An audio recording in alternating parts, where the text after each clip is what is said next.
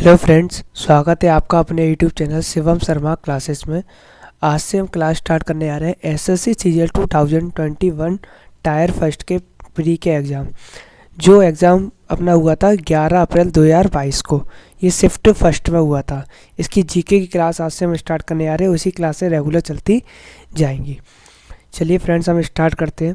सबसे पहले एक मोटिवेशन लाइन देखते हैं अपन कि आप जैसे हैं वैसे ही बने रहिए।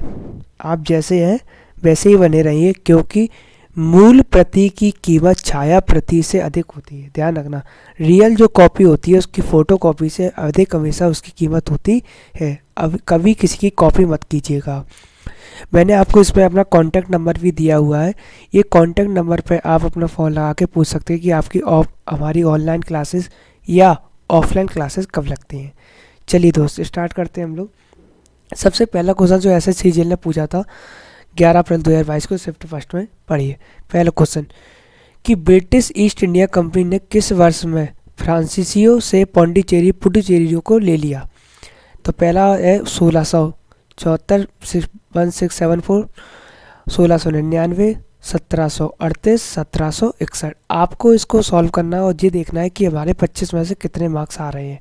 उसी हिसाब से एसएससी हमारी क्वेश्चन पूछ रहा है। ध्यान रखना है, आपको इससे अपना अनुमान लगाना है कि हम कितना सही पढ़ रहे हैं। चलिए, इसका आंसर है अपना 1761। ब्रिटिश ईस्ट इंडिया कंपनी ने 1761 में फ्रांसीसियो से पौंडीचेरी को ले लिया था। ध्यान रखना। अगला क्वेश्चन है, निम्नलिखित में से किस राजपूत शासक ने 1191 ईस्वी में तराइन के प्रथम युद्ध में मोहम्मद गोरी को हराया था? पहला मालदेव राठौर, राणा कुंभा, पृथ्वीराज चौहान या बप्पा रावल? तो इसका सही आंसर है अपना पृथ्वीराज चौहान। पृथ्वीराज चौहान। तो ध्यान रखना, राजपूत शासक पृथ्वीराज चौहान ने 1191 ईस्वी में तराइन के प्रथम युद्ध में मोहम्मद गौरी को पराजित कर दिया था। तीसरा क्वेश्चन, केंद्रीय बजट 2021-22 में पिछले वर्ष की तुलना में स्वास्थ्य और कल्याण के लिए आवंटन में कितने % की वृद्धि की गई थी? 140%, 125%, 137% या फिर 100%? तो इसका राइट आंसर है 137%। केंद्रीय बजट 2021-22 में पिछले वर्ष की तुलना में स्वास्थ्य और कल्याण के लिए आवंटन में 137% की वृद्धि की गई थी। नेक्स्ट क्वेश्चन की ओर चलते हैं। निम्नलिखित में से किसे श्वेत पर्वत के नाम से भी जाना जाता है? जो ओयू, लहासे, धौलागिरी प्रथम या मकालू? तो इसका सही आंसर है धौलागिरी प्रथम। ध्यान रखना, धौलागिरी प्रथम को श्वेत पर्वत के नाम से भी जाना जाता है। धौलागिरी समुद्र तल से 8167 मीटर 8167 मीटर की ऊंचाई पर दुनिया का 7वां सबसे ऊंचा पर्वत है और किसी देश की सीमा नेपाल के भीतर सबसे ऊंचा पर्वत है। ध्यान रखना है आप। अगला क्वेश्चन है, श्वसन मूल जलोदित में क्या विशेष होती है? 1 फल, 2 मूल, 3 फूल, चौथा बीज? तो आपका आंसर है मूल। ध्यान रखना, श्वसन मूल विशेष मूल संरचनाएं हैं जो पानी की सतह से निकलती हैं और जलोदित यानी हाइड्रोफाइटिक पौधों की मदद करती हैं। जैसे कि मैंग्रोव प्रजातियां श्वसन मूल के लिए आवश्यक बातन प्राप्त करती हैं। तो श्वसन मूल जलोदित क्या विशेष होती हैं? तो इनमें मूल विशेष होती है। 6 नंबर। ये अपनी वीडियो थोड़ा छोटी बनेगी क्योंकि 25 क्वेश्चन है और जो कि एसएससी हमसे लगातार पूछता आ रहा है। देखिए अगला क्वेश्चन 6वां नंबर। निम्नलिखित में से भारत में कौन सा एक अप्रत्यक्ष कर है? माल एवं सेवा कर, निगम कर, आयकर या पूंजीगत लाभ कर? तो हमारा राइट आंसर होगा माल एवं सेवा कर, जिसको हम गुड्स एंड सर्विस टैक्स भी कहते हैं, GST। आइए हम बात करते हैं। तो माल एवं सेवा कर GST वस्तुओं और सेवाओं पर लगने वाला एक कर है। यह एक अप्रत्यक्ष कर है जिसे कई अन्य अप्रत्यक्ष करों जैसे सेवा कर, खरीद कर, उत्पाद शुल्क आदि के लिए लागू किया गया था। GST भारत में कुछ वस्तुओं और सेवाओं की आपूर्ति पर लगाया जाने वाला कर है। GST एक बहुस्तरीय सर्वव्यापी कर प्रणाली है जो वस्तुओं और सेवाओं की बिक्री पर लागू होती है। ये पूरे भारत में लागू है। इस कर योजना का मूल लक्ष्य है अन्य अप्रत्यक्ष करों के व्यापक प्रभाव को कम करना। ध्यान रखना। अगला क्वेश्चन है, तो अप्रत्यक्ष कर अपना आंसर हो जाएगा जीएसटी, माल एवं सेवा कर। 7th नंबर क्वेश्चन है, निम्नलिखित में से कौन सा कथन सही है? पहला कथन, सकल घरेलू उत्पाद जिसको बोलते हैं जीडीपी, जीडीपी का आकलन करते समय केवल विपणित माल पर विचार किया जाता है। सही बात है ये। दूसरा है, एक महिला द्वारा अपने घर पर किया गया कार्य सकल घरेलू उत्पाद के दायरे में नहीं आता। हाँ, नहीं आता है। तीसरा, सकल घरेलू उत्पाद का आकलन करते समय केवल अंतिम माल और सेवाओं पर विचार किया जाता है। तो ये भी अपना सही है। तो इसका राइट आंसर होगा अपना कौन सा? तो इसका राइट आंसर होने वाला अपना थर्ड, पहला दूसरा और तीसरा। पहला दूसरा और तीसरा इसका बिल्कुल राइट आंसर होने वाला है, पहला दूसरा और तीसरा। चलिए, तो ध्यान करें, हम अगले क्वेश्चन की ओर चलते हैं। पहला दूसरा तीसरा, 8वां क्वेश्चन, इनमें से कौन सा प्राचीन भारत का एक महत्वपूर्ण बंदरगाह था? तो पहला ऑप्शन है ताम्रलिप्ति, अहिच्छत्र, चंपा या श्रावस्ती। तो इसका राइट आंसर है ताम्रलिप्ति। ताम्रलिप्ति बंगाल की खाड़ी के तट पर स्थित एक प्राचीन बंगाल बंदरगाह शहर और स्वयं साम्राज्य की राजधानी थी। ये आमतौर पर पश्चिम बंगाल के पूर्वा मेदिनीपुर के आधुनिक ताम्रलिप्त शहर के लिए जिम्मेदार है। ये रूपनारायण नदी के करीब था। इसका नाम संस्कृत शब्द ताम्र से आया है। किससे? संस्कृत शब्द ताम्र से आया है, जो तांबे को संदर्भित करता है, जिसे छोटा नागपुर पठार के सिंहभूम क्षेत्र में घाटशिला में पास में खनन किया गया था। इस बंदरगाह के माध्यम से कारोबार किया जाता था। तो ध्यान रखना, प्राचीन भारत का महत्वपूर्ण बंदरगाह कौन सा था? ताम्रलिप्ति। अगला क्वेश्चन है, आप निम्नलिखित में से किस महासागर में रिंग ऑफ फायर को संबंध करेंगे? प्रशांत महासागर, हिंद महासागर, अटलांटिक महासागर या आर्कटिक महासागर? तो ध्यान रखें, प्रशांत महासागर। रिंग ऑफ फायर में कई ज्वालामुखी विस्फोट और भूकंप आते हैं, जो प्रशांत महासागर के अधिकांश किनारों के साथ साथ चलता है। The ring of fire 40,000 kilometre लंबा और 500 मीटर चौड़ा घोड़े की नाल के आकार का गोला है। दक्षिण अमेरिका, उत्तर अमेरिका और कामचटका के प्रशांत तट साथ ही पश्चिमी प्रशांत महासागर में कुछ द्वीप रिंग ऑफ फायर बनाते हैं। अगला क्वेश्चन 10वां नंबर, निम्नलिखित में से कौन मार्च 2021 में उत्तराखंड के मुख्यमंत्री बने? पहला मदन कौशिक, धन सिंह रावत, बी सिंह खंडूरी, तीरथ सिंह रावत। तो इसका राइट आंसर है तीरथ सिंह रावत। तीरथ सिंह रावत। मार्च 2021 में तीरथ सिंह रावत उत्तराखंड के मुख्यमंत्री बने। वह उत्तराखंड के पूर्व मुख्यमंत्री और भारत में एक सेवारत संसद सदस्य हैं। ध्यान रखना, 2019 के भारतीय आम चुनाव में भारतीय जनता पार्टी के सदस्य के रूप में गढ़वाल निर्वाचन क्षेत्र से 17वीं लोकसभा के लिए चुने गए और 9 फरवरी 2013 से 31 दिसंबर 2015 तक वे भारतीय जनता पार्टी उत्तराखंड के दल प्रमुख और 2012 से 2017 तक चौबट्टा खाल निर्वाचन क्षेत्र से उत्तराखंड विधानसभा के पूर्व सदस्य थे। वे उत्तराखंड के पहले शिक्षा मंत्री भी थे, तीरथ सिंह रावत जी।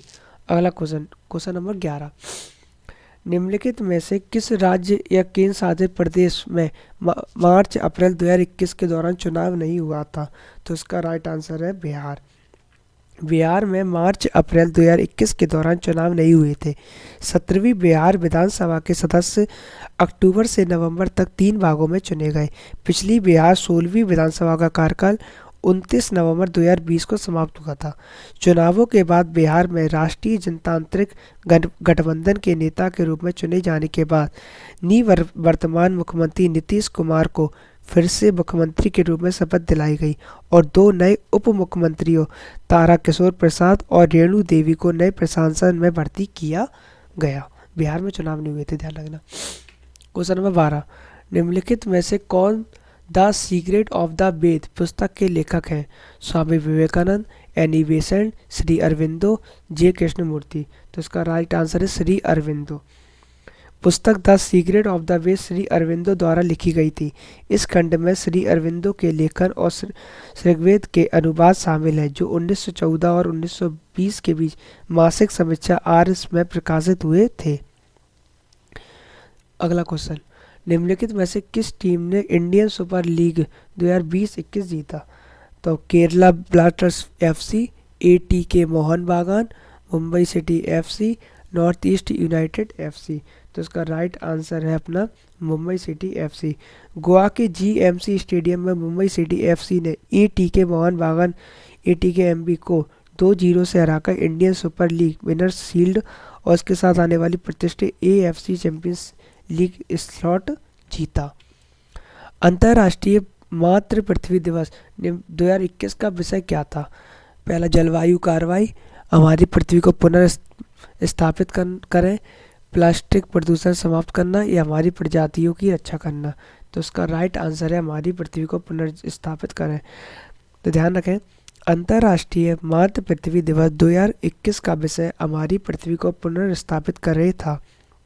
हर साल 22 अप्रैल को दुनिया पृथ्वी दिवस मनाती है, जिसे अंतर्राष्ट्रीय मातृ पृथ्वी दिवस के रूप में भी जाना जाता है। अगला क्वेश्चन, भारत के संविधान के निम्नलिखित में से किस संशोधन ने अनुच्छेद 51A के तहत एक नया मौलिक कर्तव्य जोड़ा? 87वां संशोधन अधिनियम 2003, 88वां संशोधन अधिनियम 2003, 86वां संशोधन अधिनियम 2002, 85वां संशोधन अधिनियम 2001, 87वां, 88वां, 86वां या 85वां? तो आंसर है 86वां संशोधन अधिनियम 2002। 86वें संशोधन अधिनियम 2002 में अनुच्छेद 51A के तहत एक नया मौलिक कर्तव्य जोड़ा गया है। भारत के संविधान के 86वें संशोधन में 6 से 14 वर्ष की आयु के बच्चों की शिक्षा के अधिकार और 6 साल से कम उम्र के बच्चों के बचपन की देखभाल की गारंटी दी गई है। अगला क्वेश्चन, पृथ्वी पर कार्बन डाइऑक्साइड स्थिरीकरण का कम से कम कितना भाग शैवाल द्वारा प्रकाश संश्लेषण के माध्यम से किया जाता है? 1/4, 10वां भाग, 1/3 भाग या आधा भाग? तो इसका राइट आंसर है आधा भाग। हमारे ग्रह पर शैवाल द्वारा होने वाले प्रकाश संश्लेषण पूर्ण कार्बन डाइऑक्साइड स्थिरीकरण का कम से कम आधा हिस्सा है। कितना हिस्सा है? आधा हिस्सा है। शैवाल अपने तत्काल वातावरण में घुली ऑक्सीजन की मात्रा को बढ़ाते हैं, क्योंकि वे प्रकाश संश्लेषक हैं। जीवित जीवों द्वारा अजैविक जैविक कार्बन में परिवर्तन कार्बन डाइऑक्साइड स्थिरीकरण कहलाता है। अगला क्वेश्चन है अपना, घटम घटम क्या है?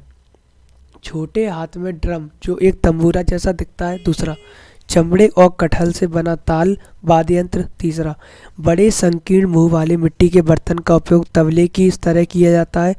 या लकड़ी और धातु से बना वायु वाद्य यंत्र। तो इसका राइट आंसर है बड़े संकीर्ण मुंह वाले मिट्टी के बर्तन का उपयोग तबले की तरह किया जाता है। ध्यान रखना। अगला क्वेश्चन, ये घड़े की तरह होता है घटम। निकोबार द्वीप समूह की जनजातियां किसके दौरान मुखिया की दिवंगत आत्मा को श्रद्धांजलि देती हैं? ओसुअरी पर्व, जगदात्री पूजा, कल्पतरु उत्सव या गजान उत्सव? तो ध्यान रखना, निकोबार द्वीप समूह की जनजातियां ओसुअरी पर्व के दौरान परिवार के मुखिया की दिवंगत आत्मा को श्रद्धांजलि अर्पित करती हैं। अंडमान और निकोबार द्वीप समूह का निकोबार नृत्य एक मनोरम देसी व्रत नृत्य है। यह आमतौर पर ओसुअरी पर्व या पिग पर्व के दौरान कार निकोबार द्वीप पर घरों में या उसके आसपास किया जाता है। यह नृत्य घर के मृत मुखिया को समर्पित है। पूरी चांदनी में लहराते ताड़ के वृक्षों तले रात भर यह नृत्य देखा जाता है। कलाकार नारियल के पत्ते पहनकर पारंपरिक संगीत के साथ मधुर शुरुआत करते हैं। ध्यान रखना।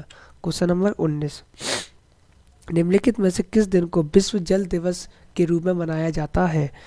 तो 18 फरवरी, 29 मार्च, 22 मार्च या 5 अप्रैल? हमारे दिवस की पूरी क्लासेस हो चुकी हैं, आप देख सकते हो यूट्यूब पर। तो 18 फरवरी, 29 मार्च, 22 मार्च, 5 अप्रैल। तो उसका राइट आंसर है 22 मार्च। विश्व जल दिवस 22 मार्च को मनाया जाता है। यह एक वार्षिक संयुक्त राष्ट्र स्मरणोत्सव उत्सव है जो स्वच्छ पानी के महत्व पर जोर देता है। इस दिन को स्थायी मीठे जल स्रोत के प्रबंधन के लिए मनाया जाता है। अगला क्वेश्चन, लॉटरी विनियमन अधिनियम किस वर्ष पारित किया गया था? 1991, 1993, 1999, 1998, 1991, 1993, 1999, 1998। तो इसका राइट आंसर है 1998। 1998 का लॉटरी विनियमन अधिनियम कानून एक महत्वपूर्ण हिस्सा है जो केंद्र सरकार द्वारा भारतीय लॉटरी के संचालन के लिए विस्तृत मानक स्थापित करता है। यह राज्य सरकारों को कुछ शर्तों के तहत लॉटरी का संचालन और विनियमन करने की अनुमति भी देता है, ध्यान रखना। अगला, पौधों का संख्यात्मक वर्गीकरण निम्नलिखित में से किस पर आधारित है? सभी अवलोकनीय गुण, रासायनिक घटक, संरचना या गुणसूत्र संख्या। तो इसका राइट आंसर है सभी अवलोकनीय गुण। संख्यात्मक वर्गीकरण की एक जैव व्यवस्थित वर्गीकरण तंत्र है जो उनके गुणों के आधार पर संख्यात्मक इकाइयों के संख्यात्मक समूह से संबंधित है। इसका लक्ष्य व्यक्तिपरक संपत्ति मूल्यांकन के बजाय संख्यात्मक एल्गोरिदम जैसे गुच्छ विश्लेषण का उपयोग करके वर्गीकरण करना है। अगला क्वेश्चन, रामसर कन्वेंशन के अनुसार निम्नलिखित में से कौन सा विश्व आर्द्रभूमि दिवस है? 2 फरवरी, 15 जनवरी, 19 दिसंबर, 18 मार्च। इसका राइट आंसर है 2 फरवरी। 2 फरवरी। विश्व आर्द्रभूमि दिवस एक पर्यावरणीय उत्सव है। यह 1971 में शुरू हुआ जब पर्यावरणविदों का एक समूह आर्द्रभूमि के संरक्षण और प्रेम की पुष्टि करने के लिए एकत्र हुआ था। यह जल निकायों में पाए जाने वाले पौधों के जीवन और जीवों के छोटे पारिस्थितिकी तंत्र जो न केवल जल निकाय बल्कि पूरे आवास को पर्याप्त परिस्थिति स्वास्थ्य प्रदान करते हैं उनके ऊपर बनाया था विश्व आर्द्रभूमि दिवस 2 फरवरी को। पूर्व Spanish footballer Antonio Lopez Habas निम्नलिखित में से किस फुटबॉल टीम के हीरो आईएसएल 2020-21 में कोच थे? FC Goa, ATK Mohun Bagan, Kerala Blasters, SC East Bengal. इसका राइट आंसर है एटीके मोहन बागान। पूर्व Spanish footballer Antonio Lopez Habas ATK Mohun Bagan के हीरो आईएसएल 2020-21 में कोच थे। वे स्पेनिश पेशेवर फुटबॉल लीग में एक पूर्व डिफेंडर और मैनेजर हैं। 15 मार्च 2020 को उन्होंने नवनिर्मित एटीके मोहन बागान के साथ हस्ताक्षर किए थे। 15 मार्च 2020 को। भारत के राष्ट्रीय चिन्ह को किस दिन अपनाया गया था? बहुत अच्छा क्वेश्चन है। 15 अगस्त 1947, 26 जनवरी 1959, 26 जनवरी 1950 और 15 अगस्त 1952। तो इसका आंसर है 26 जनवरी 1950 को अपनाया गया था। भारत के राष्ट्रीय चिन्ह को 26 जनवरी 1950 को अपनाया गया था। यह अशोक स्तंभ की शेर की राजधानी सारनाथ उत्तर प्रदेश में स्थित पर आधारित भारत गणराज्य की एक प्रतिनिधि मोहर है। भारतीय राष्ट्रीय प्रतीक का आदर्श वाक्य सत्यमेव जयते है जिसका अर्थ है सत्य की ही जीत होती है। अगला क्वेश्चन, इनमें से क्या प्रदूषण की डिग्री या तीव्रता को कम कर रहा है या समाप्त कर रहा है? बातन, एरोसोल, अवशोषण या उपशमन। ये लास्ट क्वेश्चन है जो SSCGL ने पूछा था। आप इसका आंसर सब लोग कमेंट बॉक्स में देंगे। मैं चाहता हूँ कि आप लोग सभी लोग इसका आंसर कमेंट बॉक्स में दें। आप लोग बताएंगे कि आपके कितने नंबर आए इन 25 क्वेश्चनों में जो SSCGL ने क्वेश्चन पूछा था। क्वेश्चन पूछे थे 25 GS के 11 तारीख के शिफ्ट फर्स्ट में। चलिए दोस्तों, हम वीडियो को यहीं ऐड करते हैं। जो भी गलती त्रुटि हो वो आप मुझे कमेंट बॉक्स में बता सकते हैं। जय हिंद, जय भारत।